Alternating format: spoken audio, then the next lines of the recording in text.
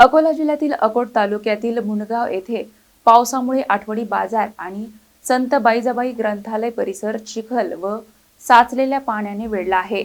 नागरिकांनी प्रशासनाकडे तातडीने कायमस्वरूपी उपाययोजनांची मागणी केली आहे।